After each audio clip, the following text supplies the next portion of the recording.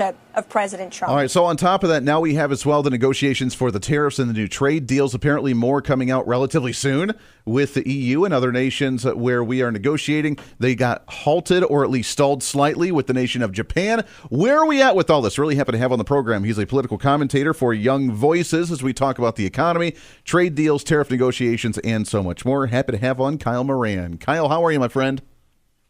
I'm very good. Thank you for having me. Yeah, appreciate you jumping on. So do you think economically, are we getting back to normal? Obviously, there's a lot of uncertainty right now, but based on the political, economic, foreign policy, trade deal landscapes that we're in right now, is the economy finally getting back on track, or where do you think we're at right now?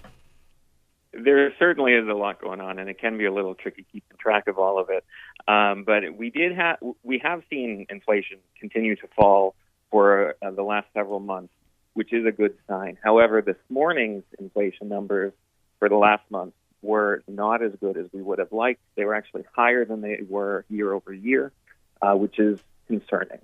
So overall, while we have been seeing improvements in the economy, I do think that at some point, if Trump continues to expand tariffs on a broad-based scale and not a specific targeted country-by-country approach, he is going to be running into some more just economic rules where you cannot forever increase tariffs and not see price increases domestically. The trade deals that he's working on, obviously he's made some big announcements. I mean, we made new trade deals with the nation of Britain. We've made new trade deals with Australia. We've made sort of trade deals with Canada, although those are now up in the air as well with tariffs that they've tried to put on each other and the whole back and forth. Is it working the way that do you think Trump anticipated? Because he said it was going to be done relatively quickly. And we started to see a lot of momentum. He said close to like 80 different countries had already come to the table wanting to renegotiate, wanting to make those trade deals better. And then we saw just kind of a stoppage of there. And my opinion was it really happened at about the time our courts were trying to fight against our own administration. So other nations obviously were saying, hey, if you guys can't even say you're going to raise the tariffs on us, then why would we want to renegotiate when we're getting the best end of the deal right now? Why would we change it? Did that sabotage us? And this, in your opinion, is this going as planned right now for the Trump administration?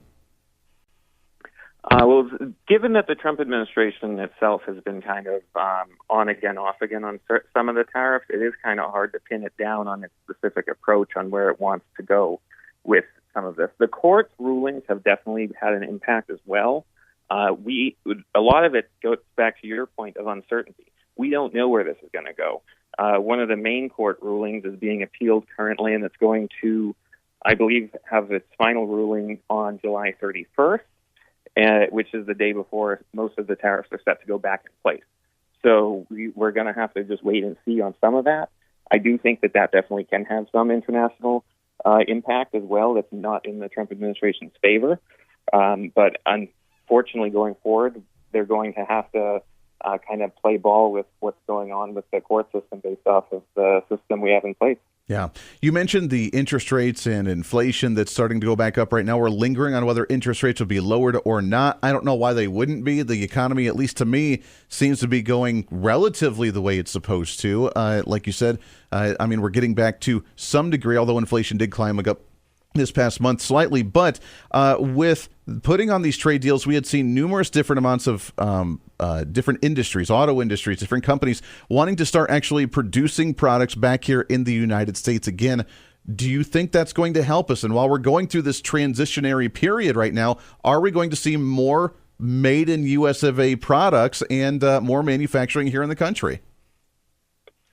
Yes, across the board there. I think that we will have more manufacturing here domestically, and I also think that they it will have good employment benefits, it will have good impact on wages, and it may also increase inflation. There is, in my opinion, just not a simple solution to this, because when you're competing with some of these other countries where it's simply so much cheaper to produce, there will be cost impacts to Americans here at home. So it's going to kind of be a balancing act of do we want an iPhone fully manufactured in the United States? I would say no. I would say you could have a significant amount of manufacturing in the United States without too much inflationary impact. But if we're talking, and this is where it kind of comes down to what is Trump saying on any given day, because some days he sounds as though he really wants tariffs as a good in and of themselves. And he uses this as a negotiating tactic. He goes back and forth, which is smart, but it also makes it a little harder for us commentators to pin him down on that stuff. So if he is serious when he talks about having an iPhone built entirely in the United States, which I'm not sure he is, I think that would be quite bad. And that's where you get into interest rates. When you're seeing inflation ticking up, that's not really an environment where it's historically wise to be cutting rates. Interesting. We're talking with Kyle Moran. He's a political commentator for Young Voices. Now, let's throw in, as well, you mentioned the consumer prices.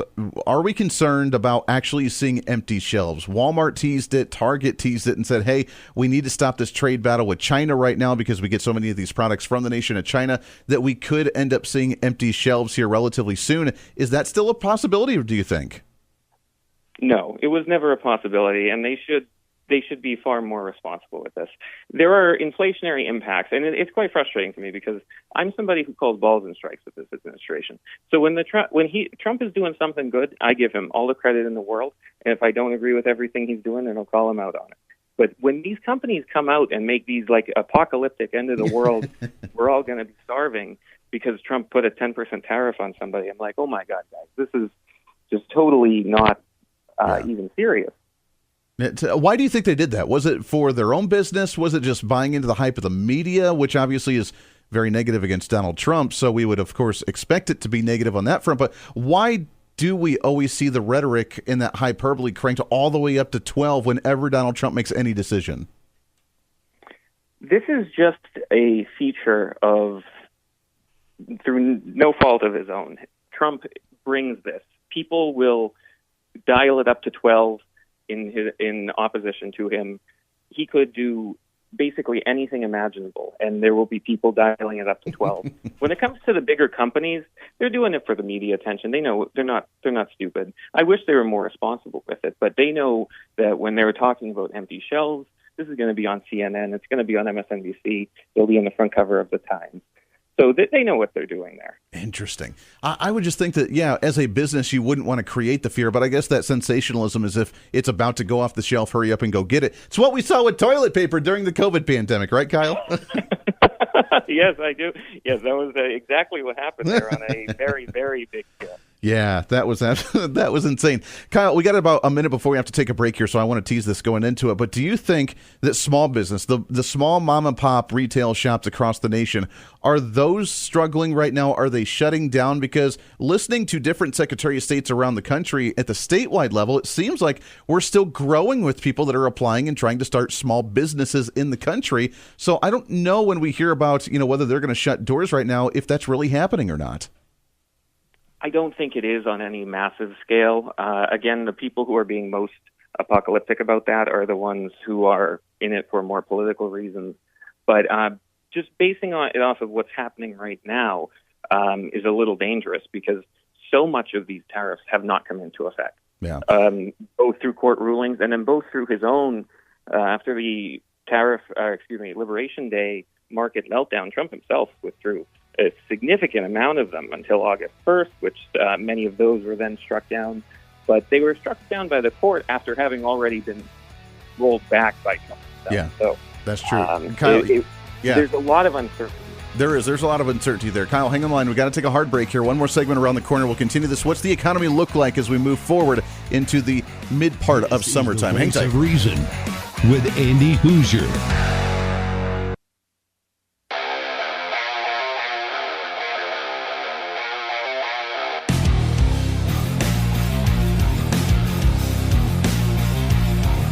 America's safe space for common sense. This is the voice of reason with Andy Hooser. I'm for transparency. We're intellectually consistent in this.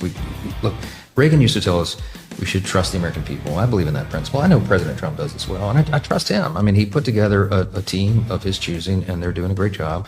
It's a very delicate subject, but we should put everything out there and let the people decide it. I mean, the White House and the White House team are privy to facts that I don't know. I mean, this isn't my lane. I haven't been involved in that. So that was Mike Johnson, Speaker of the House. That was a conversation during the Benny Johnson podcast. Benny Johnson was actually broadcasting up at the Capitol, having numerous different candidates and elected officials up there chatting with him and talking about the Epstein files. So a little update on that. I know you're tired of that one, right? I don't want to play anymore, you guys. You're tired of hearing about the Epstein files. Apparently, there's going to be a private investigator, special counsel. They have some ideas being thrown out there right now. But first and foremost, we have to clear the air because it is completely fake news. You are fake news. The fact that Congress and Republicans ended up blocking the list from being released or blocked Maxwell from being able to testify. None of that is true. According to Marjorie Taylor Greene, that was nothing more than just a procedural vote that was going to give Democrats the ability to control the House floor and do whatever the hell they want to, whether it was trying to put up impeachment votes or, do whatever they want to bash Donald Trump. Doesn't really matter. That they want to control the House floor. And Republicans voted no on the procedural vote to say, no, Democrats, you're not going to control what's going on the floor, and then you never relinquish that power. That's what they're using to say, we were going to release all this information, and we were going to call for Maxwell. That's what they were going to do, and then because Republicans voted against it, then all of a sudden, they don't want the Epstein information out. It's not true. It's not true. Stop it. Stop it. That's Joe Biden would tell you right now, right? Stop it. Stop it now. That's right. We're talking with Kyle Moran. He's a political commentator for Young Voices as we talk about the economy, trade, tariff deals, and so much more. Moving forward, Kyle, right now we are in the middle of summer. Gas prices slightly higher right now compared to, obviously the non-driving in season times for vacation. At the same time, gas prices still relatively low. Egg prices are back down around $2 a carton right now. Things are almost getting back on track. But like you said, with the tariff deals and the uncertainty in the market, everybody's just kind of clenching to see what's going to happen, holding on to see what's going to happen moving forward. From your projection, your outlook, do you see the economy balancing out? And whether it's because of trade deals finally falling into place or the tariff conversation fizzling out or just people learning that the uncertainty is kind of the new norm right now, will we see a more stabilized economy relatively soon?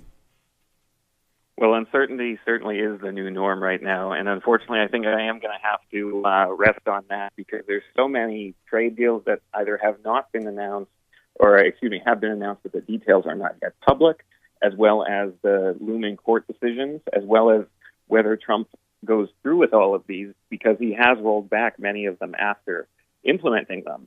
So we're simply going to have to see how much of this actually hits, because in terms of the total number of tariffs that he's announced and actually kept in place, it is a relatively small amount compared to all the stuff that he's been floating. Yeah. So a lot of this is just a really wait-and-see approach at this point. Well, and Donald Trump openly said he doesn't want to keep them on there. He does it to bring them to the table. They renegotiate a trade deal, or they say, hey, give us some time because it's going to hurt an industry, but let us rework something. And he says, cool, I'm willing to work with you guys. We're going to get rid of the tariff for now, but figure something out, or else I'll bring them back. I mean, from a trade and negotiation standpoint, that's really smart. Economically, we're just kind of figuring out what the heck's going on from the back end here. Trump has been extremely vague on some of these, and I believe this is intentional because he doesn't want people figuring out exactly where he stands. But there are, unfortunately, fallout effects from that as well, because to your point, he does talk about using tariffs as a negotiating tactic to get more free trade between the two different countries one day, and then the next day he'll come out and say that, like I was talking about earlier, he wants an iPhone manufactured exclusively in the United States, and he wants he likes tariffs as a good in and of themselves, and he points to the revenues that they generate. Yeah. If the tariffs are simply a negotiating tactic, then we should not get used to these tariff revenues because they won't be here to stay. Right. But the fact that he's touting that is kind of showing that he may not be as serious on at least one of those aspects as we may think. Yeah, such a weird time. It is very strange to see what's going to happen under Donald Trump. At the same time, consumer spending continues to be on the incline. We saw multiple states this past month show their sales tax revenue at a statewide level increase well above projections. Here in Kansas, where my flagship is, we saw ours above 7% higher than expectations for sales tax. So the consumer, even though the uncertainty is there and we don't know what the prices are going to be like moving forward, we're still spending more money than what we're expected to do. So Kyle, we appreciate it, my friend. What a crazy time to live. We appreciate what you're doing, my friend. Let's get you back on for another update soon. Absolutely. Thank you for having me. Hey, as always, we'll do it again soon. Kyle Moran, again, political strategist and commentator with Young Voices. Back at it again tomorrow for a Wednesday. Until then, we'll see you on the radio soon. Bye.